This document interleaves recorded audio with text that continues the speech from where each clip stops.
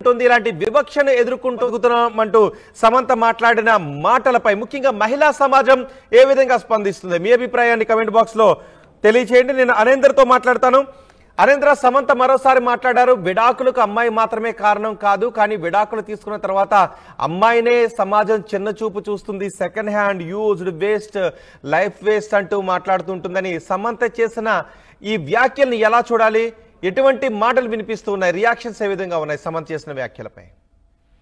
రోహిత్ తన మొదటి సినిమాతోనే తన టాలెంట్ తో అందరి చూపు తన వైపు తిప్పుకునేలా చేసింది సమంత. తర్వాత ఆల్మోస్ట్ స్టార్ హీరోస్ అందరితో కూడా తను యాక్ట్ చేయడం జరిగింది, మంచి మంచి సినిమాలు చేస్తూ వచ్చింది.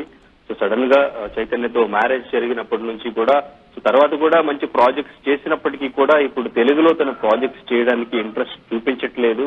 మొత్తం కూడా హిందీలోనే చేస్తున్నారు, వెబ్ సిరీస్లు కూడా అక్కడే చేస్తున్నారు, మూవీస్ కూడా అక్కడే, ఎక్కువగా కూడా లేడీ ఓరియంటెడ్ మూవీస్ చేయడానికి ఇంట్రెస్ట్ చూపిస్తున్నారు. ఎందుకంటే డివోర్స్ తీసుకున్న తర్వాత తీవ్ర స్థాయిలో విమర్శలు తనపైనే వచ్చినాయి. చాలా మంది చాలా రకాలుగా సమంత గురించే కామెంట్స్ చేశారు. విడాకులకు కారణం సమంతనే కారణం అని, అండ్ ఇంకా తన తప్పిదం వల్లే డివోర్స్ తీసుకున్నారని చెప్పేసి చేసిన కామెంట్స్